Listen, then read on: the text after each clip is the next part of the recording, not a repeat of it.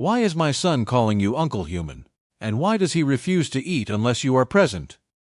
Commander Ilvas of the Orrindal fleet stood in the doorway of the medical bay, holding a small boy who had both arms wrapped around her neck, and was watching the human technician across the room with the focused intensity of someone who has located the most important person in a building. The technician, Callum Reeves, third-class maintenance engineer, Deck 7, set down his diagnostic tool very slowly. He had been preparing for this conversation for 11 days. He had not been prepared enough. The official version of events, as recorded in the maintenance log for Docking Station Gamma 4, noted only that Engineer Reeves had completed an unscheduled repair on the atmospheric recycler in the residential quarters on day 214 of the Orrindal Earth Joint Passage. What it did not note was that the residential quarters in question belonged to the fleet commander. That the atmospheric fault had been a minor one, well within tolerance, and he had fixed it in approximately 40 minutes. That the remaining 6 hours he had spent in those quarters were entirely unplanned, entirely undocumented, and had resulted in a situation that now stood in the doorway staring at him with blazing copper eyes. The situation's name was Fenn. He was 3 years old by Orrindal reckoning, which placed him somewhere between 18 months and 2.5 years by human developmental standards. He had his mother's angular jaw, his mother's unsettling stillness when he was focused on something, and a laugh that sounded like bells shaken in a glass jar. A sound Callum had discovered on day 1 and spent the following days actively engineering opportunities to hear again. "Commander," Callum said. "That is in fact a long story. I have time," she said. Her voice was controlled, her eyes were not. Callum looked at Fenn. Fenn looked back at him with an expression of profound serenity. The expression of someone who has arranged things to his satisfaction and is patiently waiting for the adults to confirm the arrangement. He took a breath and began. It had started with the atmospheric recycler, which was not Callum's assigned sector. Deck 7 handled propulsion maintenance and secondary power rerouting. Residential quarters, particularly the upper-tier command residences, were handled by the Alpha Team engineers. Senior staff, vetted twice, assigned based on seniority and clearance. Callum had been on this joint passage vessel for 4 months. He was not Alpha Team. He was not even close to Alpha Team. What he was on day 214 was the only engineer awake at 0300 when the overnight fault alert came through on a secondary channel that the Alpha Team's overnight monitor had apparently silenced before going to sleep. The fault was minor. Category 3. Atmospheric recycler efficiency at 81%. Not dangerous, technically not even urgent, but the quarters registered as occupied, and occupied quarters with degraded air recycling had a mandatory response window under joint vessel regulations, a regulation that existed because the atmospheric requirements between human and Orrindal biology were different enough to matter at the margins.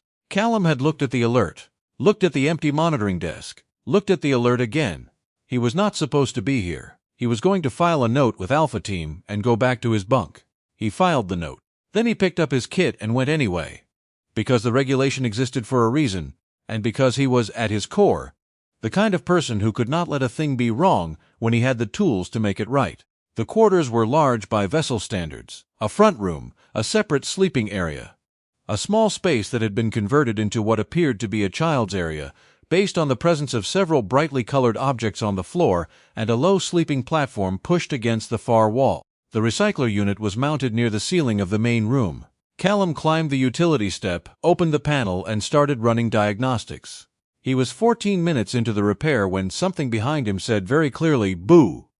Callum did not fall off the utility step. This was, in retrospect, an achievement. He turned around slowly. Sitting on the floor behind him, in what had to be the most deliberate piece of positioning he had ever seen from something roughly 2 feet tall, was a small Orrindal child. The child had apparently climbed out of the sleeping area, crossed the room in complete silence, and positioned himself directly behind the human stranger without making a single sound, an act that suggested either extraordinary natural stealth or an absolute void of self-preservation instinct. Both options, Callum thought, seemed equally plausible. The child looked up at him, copper eyes wide awake, entirely delighted with himself. Callum looked down at him. "Hi," he said. The child said something in Orrindal infant dialect.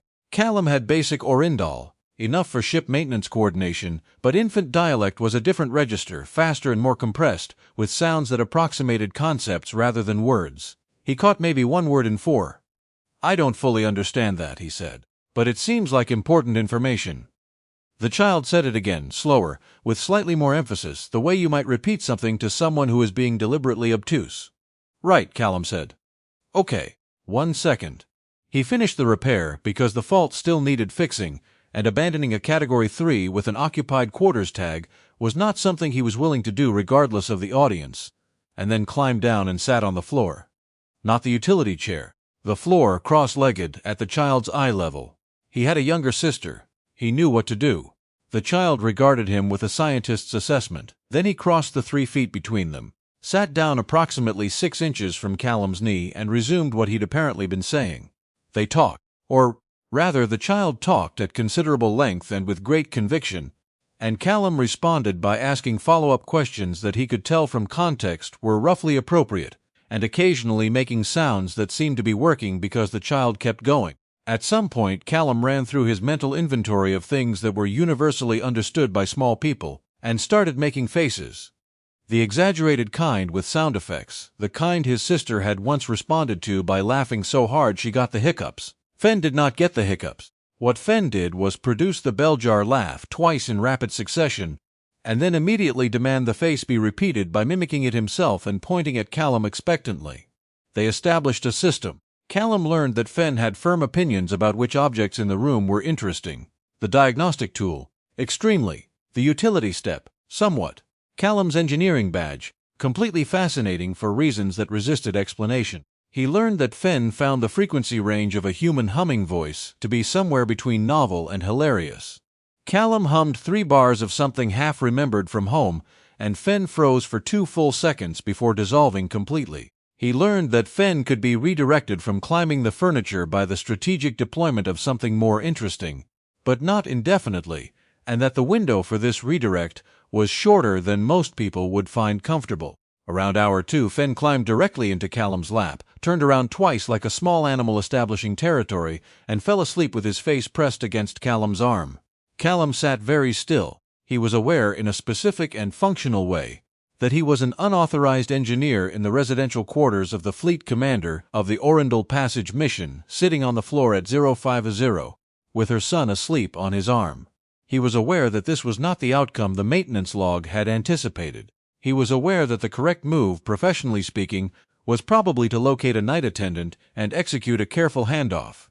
He looked at the sleeping child. He stayed on the floor. Fen woke up an hour later, looked at Callum with complete recognition.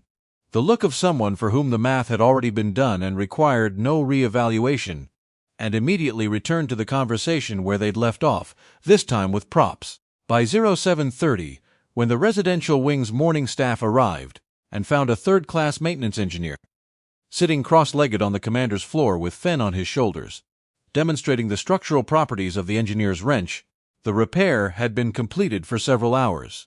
The attendant, a senior Orrindal woman named Thissa, who had worked for Commander Vass for 12 years, stared at the scene for a long moment. Callum said, "The atmospheric recycler on the north panel is fixed. The fault log's been cleared. I'll submit the completed order to Alpha Team when I get back to Deck 7. Thissa looked at Fen. Fen looked back at her. Then he pointed at Callum. "Vora," he said. In standard Orrindal, Vora meant uncle. Specifically, the untranslatable variant that denoted a trusted adult male who was not a blood relation but was treated as such by household convention. Thissa was quiet for a moment. Then she looked at Callum with an expression he could not fully read and said, "I'll inform the commander's office." Callum said it was just the recycler. She looked at Fen, who was still sitting comfortably on Callum's shoulders. "Of course," she said. She did not look like she meant it. Callum went back to Deck 7. He filed the maintenance order. He wrote a clean, complete, entirely professional report that mentioned nothing except the recycler and the response time. He went to his bunk. He slept for 4 hours. He woke up and genuinely believed the matter was closed. He was wrong about this. The first indication came 2 days later, when Thissa appeared at the entrance to Deck 7's maintenance bay, and said in the tone of someone delivering a fact of nature, "Fen is asking for you." "I don't." Callum started. "He has asked 3 times this morning," Thissa said. "He is not asking for anyone else. The commander is in a 6-hour tactical meeting. I have a full residential schedule. You are the person he is asking for." There was a pause. "Deck 7 is not my area," Callum said. "No," she agreed. Another pause. 45 minutes, he said. It was 3 hours. Fen had discovered that if Callum made a particular sound with his mouth, a popping click that required some coordination but was not technically difficult, and Fen repeated it back. Callum would act surprised, and then Fen would laugh, and then they could do it again. This loop, Callum estimated, ran approximately 40 times before Fen accepted a variation involving his stuffed creature, and a game whose rules Callum pieced together from context. The pattern repeated. Not every day. Commander Voss ran a tight residential schedule, and Thissa managed it carefully, but often enough to become a rhythm. Once or twice a week, Callum would appear in the residential quarters with his engineering kit as cover and spend time that had nothing to do with engineering. He fixed 2 minor faults that actually did need fixing, which gave the maintenance logs some structural integrity. He fixed one thing that probably could have waited 6 months just because he was there, and the job was easy and it felt wrong to leave it. Fen learned his name quickly. Human phonology was apparently something Orrindal children navigated more naturally than adults, who found the short vowel sounds flat and toneless. He reduced it to something that sounded like ka and used it with the casual authority of someone who had fully claimed the territory. Callum learned things about Fen in the way you learn the geography of a place you keep returning to, gradually and then all at once. He learned that Fen needed exactly 1 story before sleep, but it had to be the same story on rotation. He had 3 he accepted, and any deviation from the approved canon was noted and corrected. He learned that Fen hated transitions. Moving from one activity to another required diplomacy, which was to say, a warning, a reason, and usually some form of negotiation. He learned that Fen had a toy, a small mechanical bird that Orrindal engineering had given the ability to produce light, not sound, that he carried everywhere except when he had put it down because he wanted both hands free, at which point he expected it to be kept safe by whoever was nearest. Callum spent approximately 11 days as primary custodian of the mechanical bird. He also slowly began to learn things about Commander Voss. Not through the commander herself, who remained deployed in bridge operations and fleet coordination during most of the hours Callum was present, but through the residue of her, the way Fen's face changed when he talked about her, an expression of pride and comfort in specific combination. The tea setting on the side table that Thissa confirmed was always there because the commander drank it working, always too cold by the time she got to it. The corner of the front room where a second chair had been placed at an angle that suggested someone sat in it regularly to look out the view panel. But the primary chair was positioned facing inward, toward the room, toward where Fen played. She was always watching him, even when she wasn't there. Callum understood that. He recognized it. He had grown up with a mother who kept her office door open so she could hear the kitchen, and the memory of that particular geometry, love arranged for peripheral vision, was recognizable across species. He did not think about Commander Voss more than was professionally appropriate. He told himself this with some regularity and with decreasing conviction. He met her properly on day 240. He did not mean to. He had come to fix a legitimate fault, secondary lighting panel in the front room, a 7-minute job, and Fen had been awake and had conducted what appeared to be an extensive negotiation with Thissa that resulted in the technician staying longer than the work required. Callum had been on the floor with Fen for approximately 90 minutes when the door to the residential quarters opened and Commander Voss walked in. She stopped. Callum stood up. Fen, who had been in the middle of a complicated game involving the mechanical bird and 3 of Callum's tools arranged in a specific spatial pattern, looked up at his mother and then pointed at Callum and said with tremendous satisfaction, "Ka." The commander looked at her son, then at the human engineer standing in her front room Deck 7 uniform with tool residue on his sleeve, and 3 items of maintenance equipment deployed as toys. Then back at Fen. "I see," she said. It was not anger. It was something more like the expression of a person who has received information they expected, confirmed in a way they did not expect, and are revising their internal model accordingly. Callum said, "The secondary lighting panel on the north wall has been repaired. The maintenance order is logged. I was just..." He looked at Fen, finishing up. Fen held up the mechanical bird, looked at Callum, then at his mother, then back at Callum. It was structurally a proposal. Callum looked at Commander Voss. "I can explain the full situation if that would be useful." She sat down, not in the command chair, in the second chair, the one facing the room, facing Fen's play area. She looked at Callum steadily and said, "Tell me." "All of it. The 03 Hun fault alert, the regulation response window, the child on the floor who had said boo, the 6 hours and the bell jar laugh and the story rotation and the mechanical bird and 45 minutes that was 3 hours twice a week across 11 days. He told it straight. No omissions, no framing, nothing that softened the strangeness of the situation. Because she was a fleet commander and she would find the softening worse than the truth. When he finished, she was quiet for a while. Fenn had migrated over the course of the story, from the play area to the edge of the second chair, and was now sitting against his mother's leg with the mechanical bird in his hands, watching them both with the placid attention of someone observing a situation that is resolving correctly. "He chose you," Commander Voss said finally. "Not a question. He chose the funny noise I make," Callum said. "He did most of the deciding." Something moved across her expression. "Fenn is selective," she said. "He has been selective since he was born. He does not extend trust easily." She paused. His father did not stay. When he left Fenn for a long time, Fenn would not permit unfamiliar adults within arm's reach. The information settled between them. Callum did not speak. "He let you sit on the floor," she said. "It was not a small observation. He initiated it," Callum said. Voss looked at Fenn. Fenn looked back at her. Then he climbed the rest of the way onto her lap, settled himself with the mechanical bird, and looked at Callum again. In Orrindal body language, Callum had picked up a fair amount by this point from working alongside the crew that positioning meant something specific. It was the posture of an Orrindal child who was making an argument about belonging. Voss watched her son. Then she looked at Callum with an expression that had moved past assessment into something else, something he did not try to name. "You will stay for the evening meal," she said. It was not a question. Callum said, "Yes, Commander." Fenn said, "Ka," with the finality of someone who considers the motion passed. The evening meal became a standing arrangement. Not official, nothing was ever officially changed. Callum was still third-class maintenance engineer, Deck 7, assigned to propulsion and secondary power rerouting. But the bridge staff knew, the Alpha team knew. The residential wing staff absolutely knew, with a knowledge that had been settled long before he himself fully understood what was happening. He and Ural.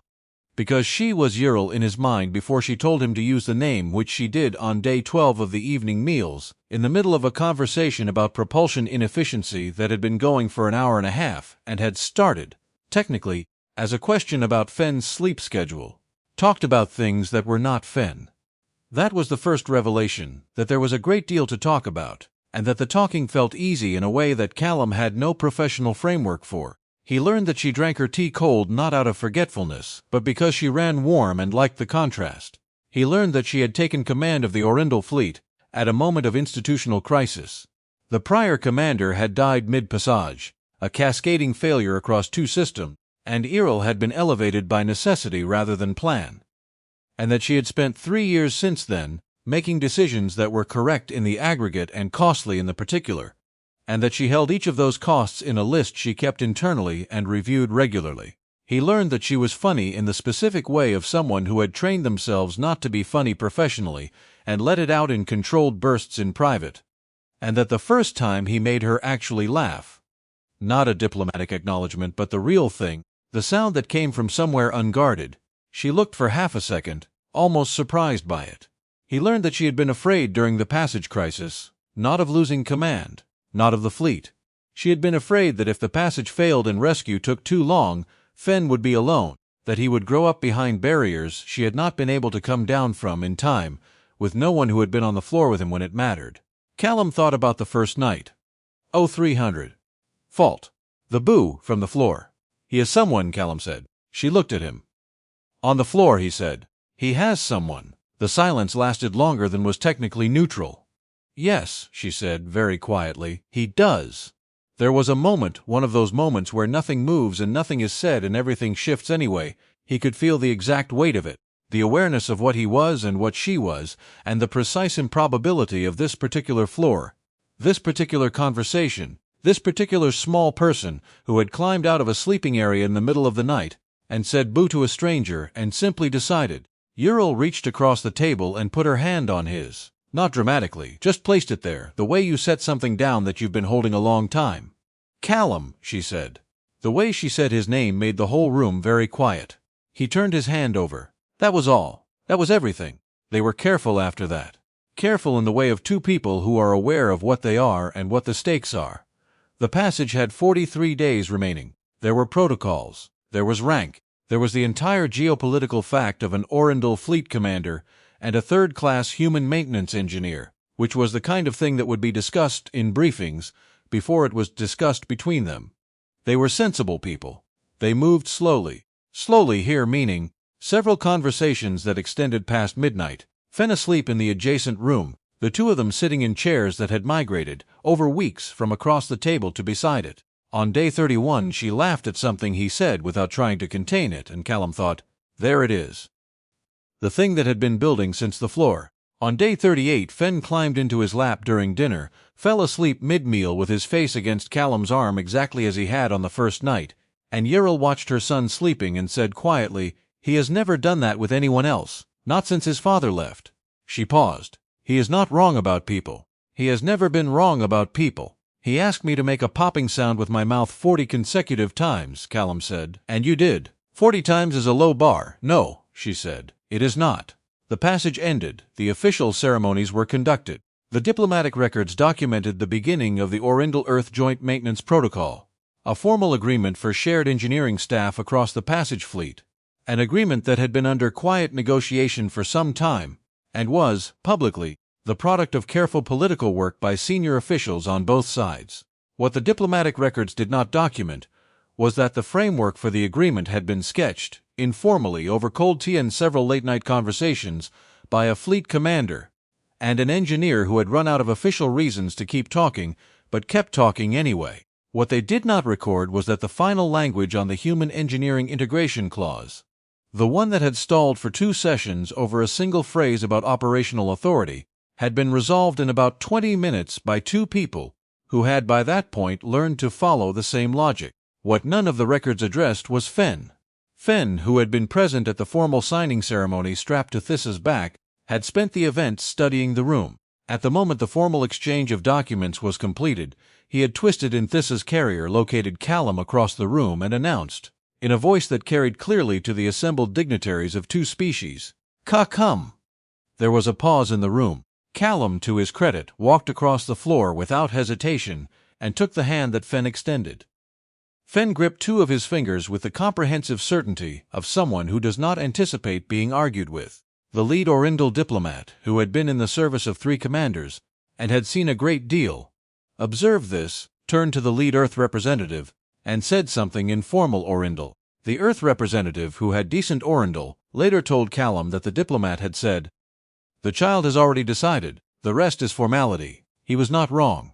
The years afterward were what the historians wrote about: the Joint Passage Protocol, the systematic integration of human and Orrindal maintenance and engineering staff across 5 vessel classes, the mutual survival outcomes in the 3 cascade failures of the following decade, where integrated crews outperformed single-species crews by measurable margins, academic papers, policy briefs, the kind of legacy that gets cited in footnotes and then built into assumptions so thoroughly that the citing becomes unnecessary.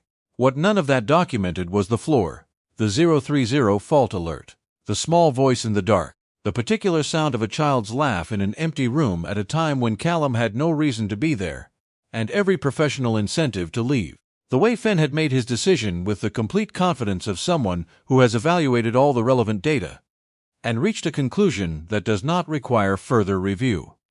Callum had become, in the years that followed, many things that the maintenance log for Docking Station Gamma 4 could not have predicted. He became a household word in Orrindal diplomatic circles, not for the protocol, but for the thing beneath the protocol, the thing that the protocol made possible. He became the person Fen searched for in a crowd. He became eventually and carefully, and with an amount of formal interspecies documentation that made every lawyer involved briefly lose sleep family. Fen by then was 6. He had opinions about the formality of the occasion, which he expressed by wearing his best Orrindal household garments, and conducting himself with the dignity of someone who had been waiting for the adults to complete a process he had started years ago, and was pleased to see them finally finishing.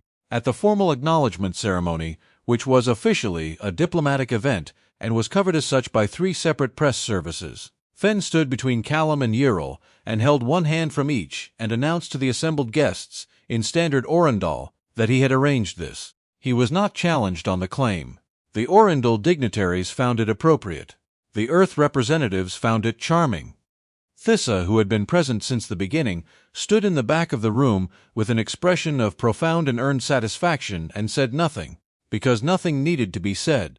The official portrait of the new household, taken that same day, shows a fleet commander in formal Orrindal regalia, a human engineer in his dress uniform, and a 6-year-old in between them, one hand in each of theirs, chin slightly lifted, expression communicating without ambiguity the satisfaction of a person who has successfully organized the universe. He had done it, in the first 30 seconds, on the floor, in the dark, with 2 words and a laugh and the absolute conviction of a small person who looks at a stranger and decides, "This one stays." He was right. He had always been right. Some things, it turned out, cannot be argued with. Trust that begins on a floor at 0300. A laugh like bells in a glass jar. A hand extended across a room full of diplomats requiring no translation at all. Those things do not begin at treaty tables. They begin much smaller and much more certain than anyone writing the history ever thinks to look.